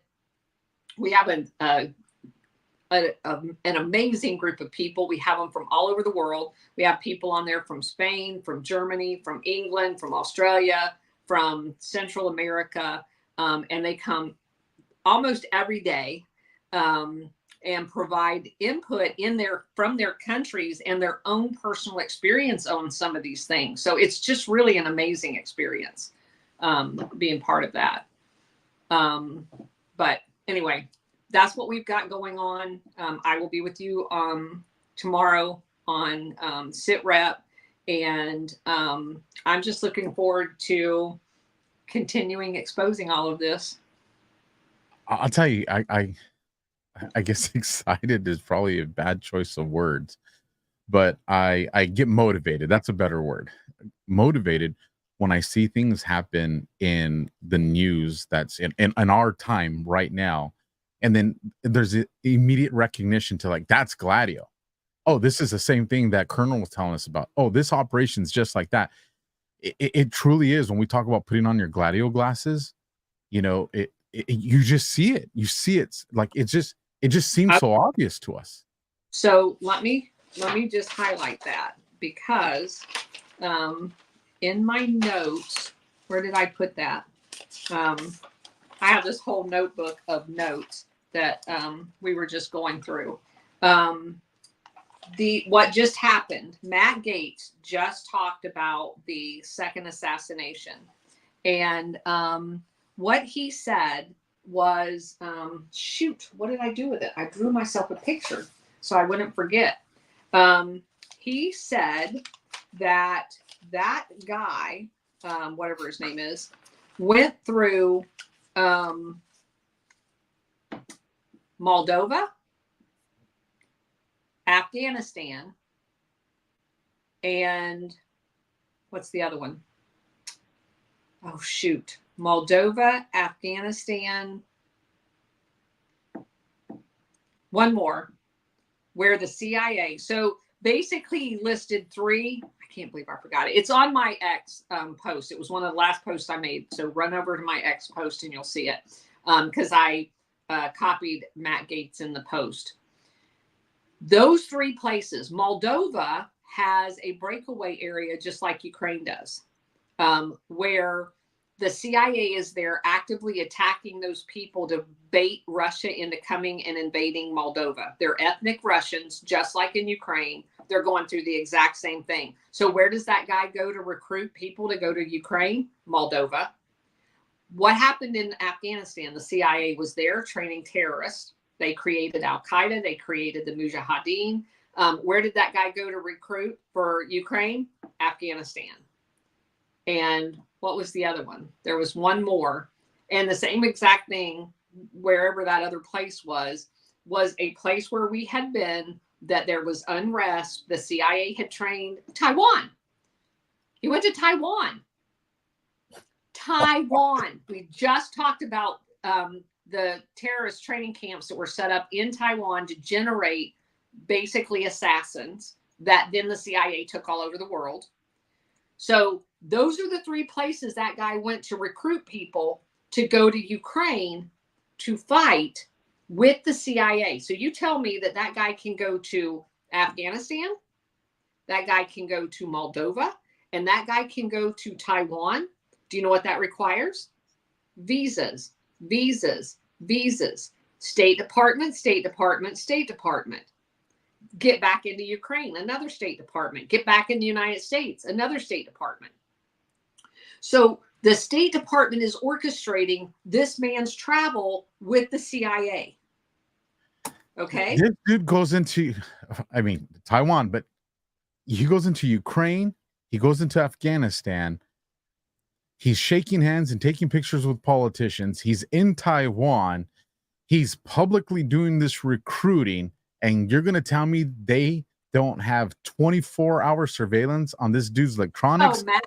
Oh, Matt Gaetz' point is he comes back into the United States. He asked the woman that was in front of him from Homeland Security Investigations, HSI, was he flagged?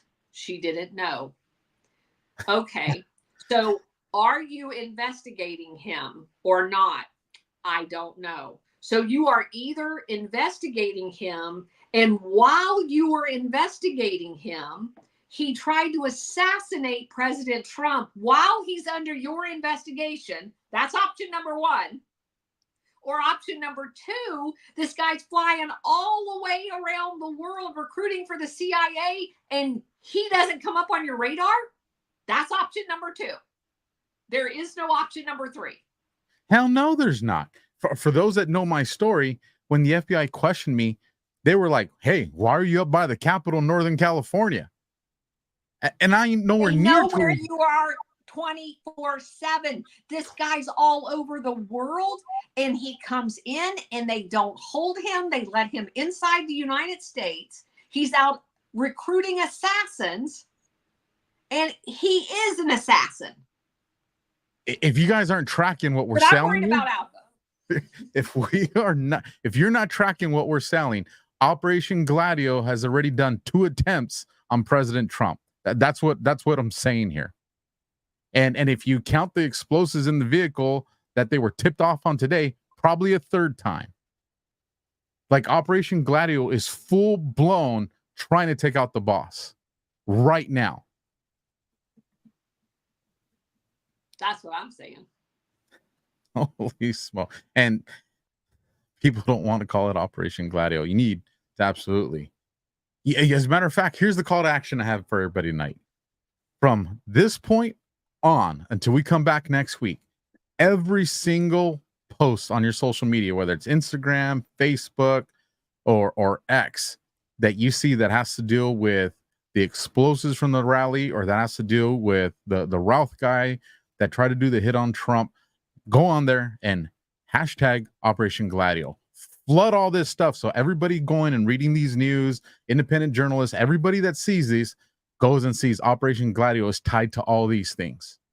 Let it be known. So everybody says, why is this Operation Gladio on all this stuff?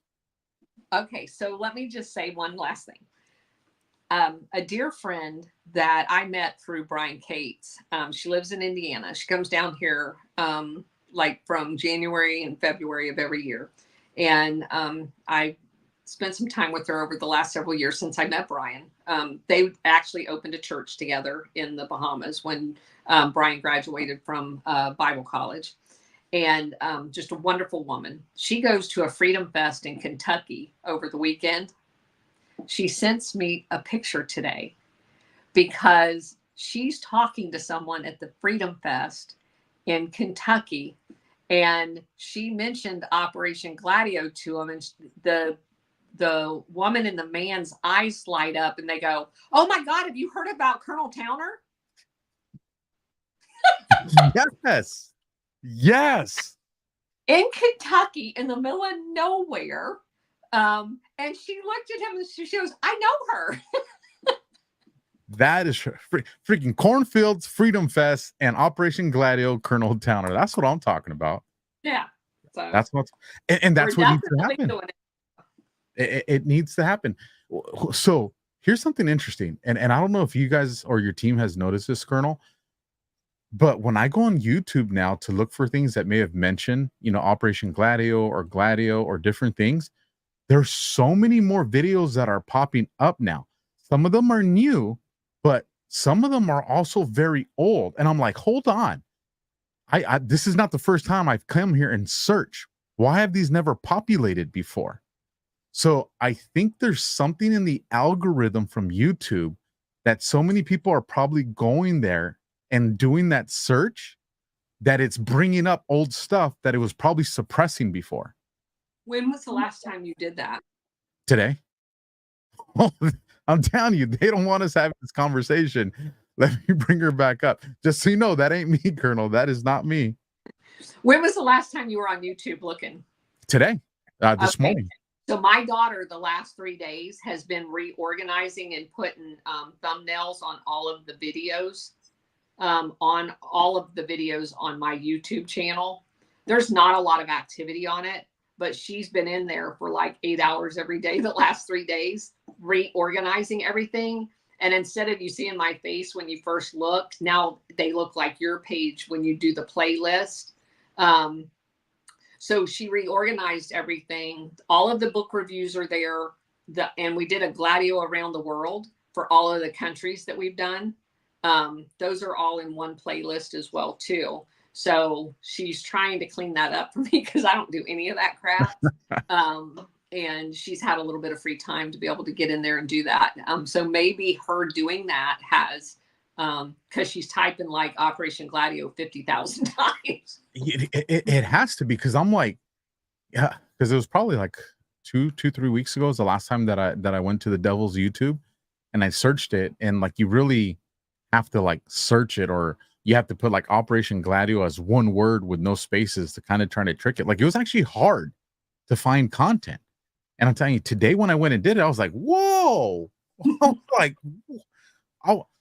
this, and I'm not exaggerating, everybody. There was about 30 videos that populated that were like 6 years old, 7 years old, 8 years old, 13 years old. And I was just like, look, I know for a fact these have not populated before. And now they are. So I wonder if she triggered something by doing all that work.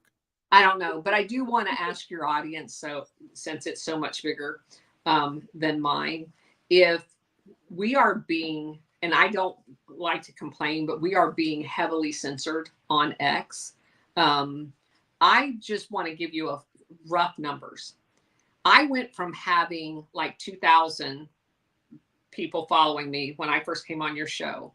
I have over 20,000 followers now because of coming on your show.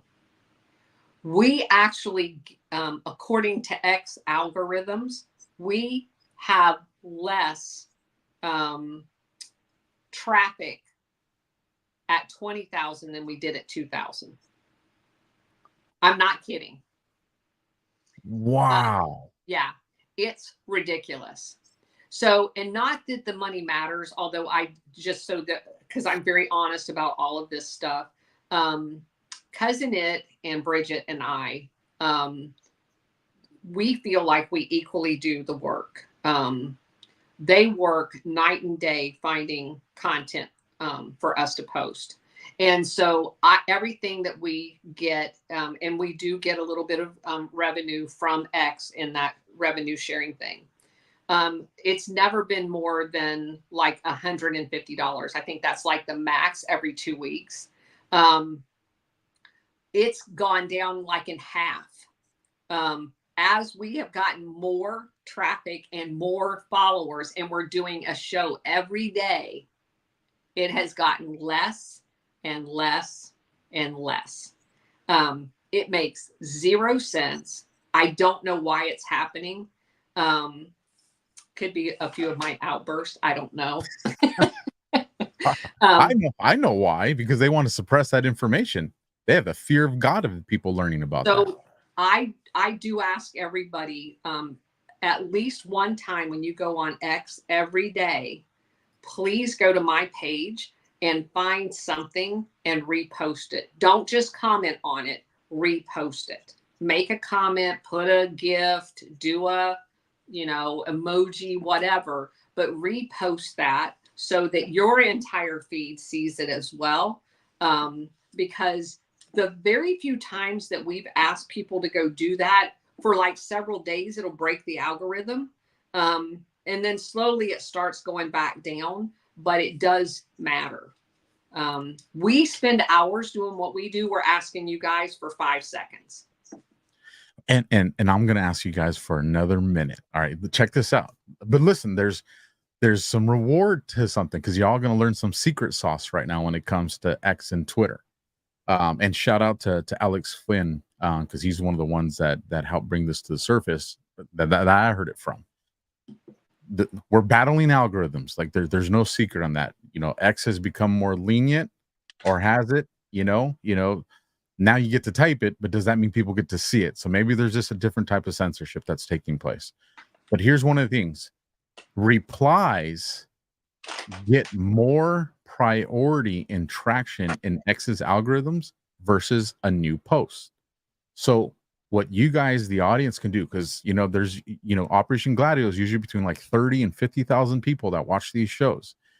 if just a fraction of you can go to X Yes. and just reply on these things, not a new post, but reply, even if it's unrelated to anything Operation Gladio, go into the replies of these things and tag Elon. Hey, Elon, have you heard of hashtag Operation Gladio? You might want to follow, tag at Colonel Towner. If you guys do that, trust me, he notices. Whether he responds or not, he notices. I've been in enough of these spaces with the people that are in the back end from Elon stuff that I've gone to hear how this works. So if you guys do that, A, one, it puts the word out. B, it's starting to put it on Elon's plate. Now, if he's a good guy, he sees it, maybe he does something. If he's a bad guy, well, then he knows that we're on the heels of what's going on. So, you know, my call to action is you guys go out there, be massive reply guys. Massive reply guys. It's going to help you in the algorithms. Here's the other thing. When you guys go and do hashtag Operation Gladio, as much as I would love for you to link this podcast to it, do the links on something separate. And this is why. Elon, he's got a jealousy issue. All right. And even though him and Rumble are talking a lot, Elon hates external links on X. So the algorithms actually suppress external links. So I love it. Keep doing it. But for the purposes of this specific call to action, don't include the links. Just something simple. Elon, have you heard of hashtag Operation Gladio?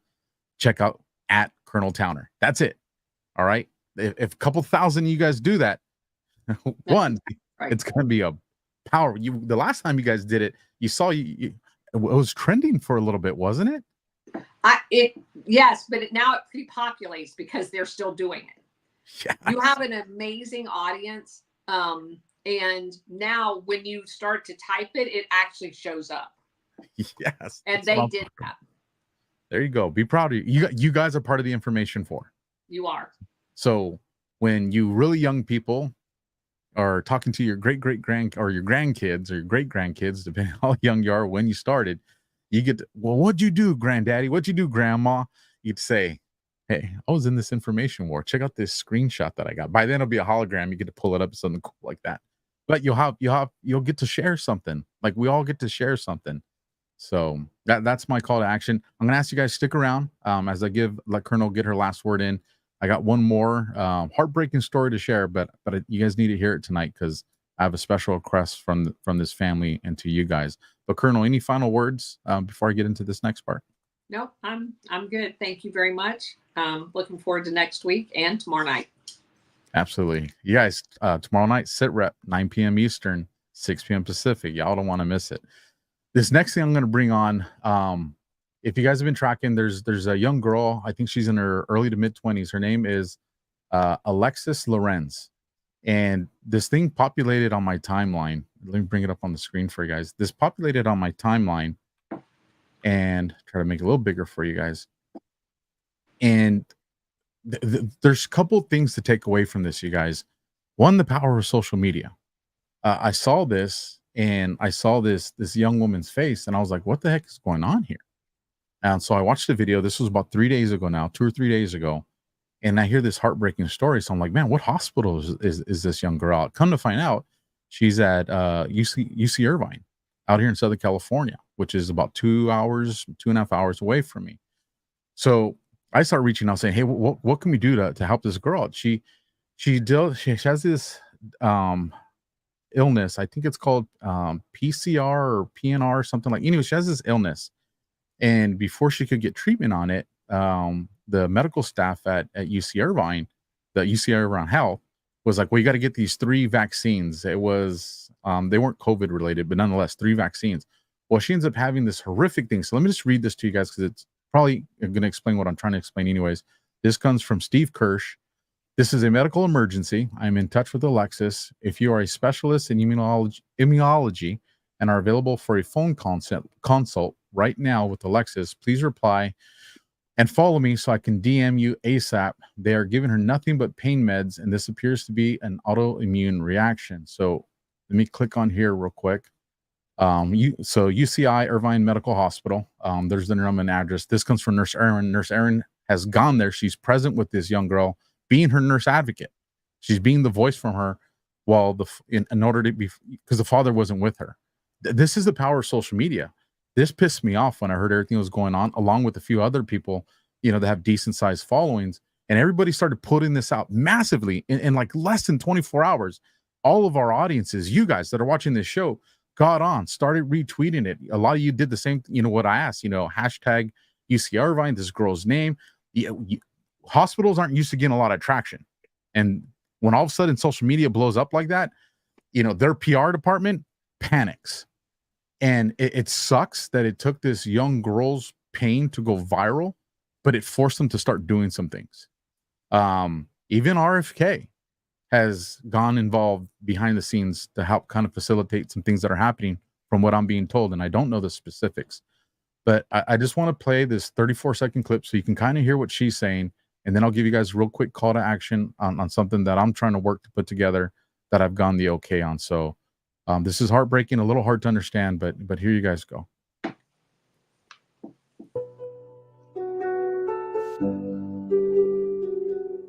And I'll read it. So this one doesn't look like she's talking on it. So genuinely don't believe I have more than 3 days left to live. If I make it through, I am very blessed, but please share my story. Face is getting much wider. My eyes are opening a little bit, the redness underneath. I feel like my head is going to explode.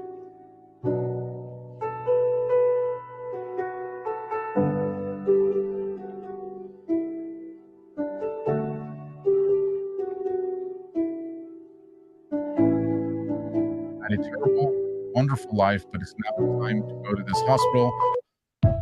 And sorry, I couldn't keep up with the writing, but the reason I want to share this, you guys, and the reason this one really hits me here is she's the age of my oldest daughter.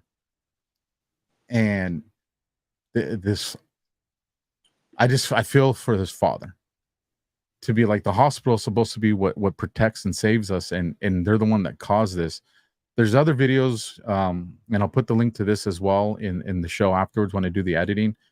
Her face was even worse, you guys. There was a point where her eyes were so swollen, and the nurses they're communicating for her, because it's hard for us to understand her, and all you can see is just the tears. Her eyes aren't even open. You just see tears coming from her eyes. That's heartbreaking. Like this is just, it's just terrible. And you guys might know Matthew Rife. Rife Technology did a show with him like probably about a year ago. He's put aside $20,000 to help fund getting the dad over to her, and also to help her get to another hospital or to get her back home. Like people are showing up.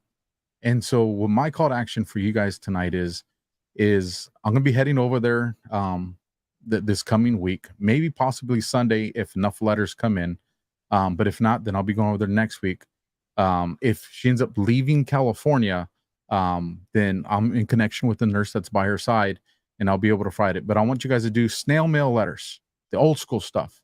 Take time out to write a letter, send it to, it's not showing up on screen. You had something to say, Colonel, while I bring this up on screen? Oh, go ahead. Okay. I mean, I can. Yeah. Anytime that you see something like this is one of the things that was near and dear to my heart when my daughter found out that she got pregnant with my grandbaby. I spent months researching vaccines. My son-in-law was like, oh, they can't all be bad. We went through the entire 9-month process, one by one by one, doing all of the research ourselves. I didn't rely on anybody else. We looked up every ingredient in every vaccine. They have gotten 0. They're going to get 0 because of all of the crazy crap that we found doing our own research. My 2 little new ones, excuse me. My 2 little new ones are the same way, Colonel. Pure blood is pure blood. Nothing, like hands off from the hospital. And hopefully this is something that more people will investigate themselves and research themselves and come to, the same motivation that I have. I love my other kids, but they're vaccinated because I just thought that's what you were supposed to do. And Me too. and it's just heartbreaking. Up on the screen, you guys see this. This is the business email for my show. You guys can write me letters as well, but for this particular thing, when you guys write these letters and send them to me, so I know that they have to do with Alexis. Just put, you know, Alfredo Luna, and then you just put care of Alexis. So this way I know how to separate everything that's coming in that's for her. But I want to give her physical letters. I know people are doing comments and stuff like this, but I just have a feeling you guys are going to come through, and I want to be able to give her boxes of letters from you guys. That when you're going through something like this, there's a lot of time that even when people are present, you still feel like you're by yourself. And letters of encouragement and love, or just sharing a story, really helps people. And she may not be in a position to read right now. I heard her swelling has gone down, but there's people there that are present that will be able to read the letters to her from you guys. So once again, go ahead and send these letters. And like I said, if enough of them come in, I'll shoot over this Sunday. If not, then next week I'll do a trip. And if a lot come in this week, you know, I'll do a trip. And if a lot more come in, then I'll do another trip. You know, you guys don't have to worry about that.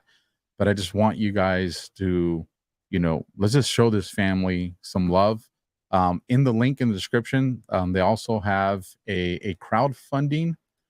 For those of you that are in the position for that, it's givebutter.com/save Alexis. And it doesn't show on the screen here. Bring that up for you guys so you guys can see it. This is actually, man, people are good. People are so freaking good, Colonel. Wow. I know. Wow. $114,000 already raised. So just so you guys know, she don't have insurance. So a lot of people may think $114,000 seems like that's, when you're talking medical bills, that's they're probably already in debt far beyond that, is my speculation. The other thing is all her medical I guess, would you say records or medical record, her personal medical information has all been made public by her permission, because she wants everybody to see what's going on and full transparency for people that are concerned with, you know, not wanting to be scammed or anything like that. But like I said, all these links will be down in the description. I know we are asking you guys to do Operation GLADIO stuff, and now I'm asking you to do this. It's work. It's work. And you guys are not just a watching audience. You guys are an actionable audience. And it just means a lot to me to be able to come on next week and just tell you guys you did good. I want to do that. And for the record, if I only get one letter, I'll still be making that journey. So don't worry about that. But that's all I got with that, you guys. And those links will be down in the description, as well as the address. If you missed the address, you can go to AlphaWarriorShow.tv, go to contact. It'll populate right there. That's all I got, Colonel. Wow, $114,000. People are good. People are good. Yeah. So with that, you guys, catch me and Colonel tomorrow, 9 p.m. Eastern on Sit Rep. And other than that, I know Colonel's exhausted being over there on the East Coast. We will catch you guys next time. God bless and Semper Fi, you guys.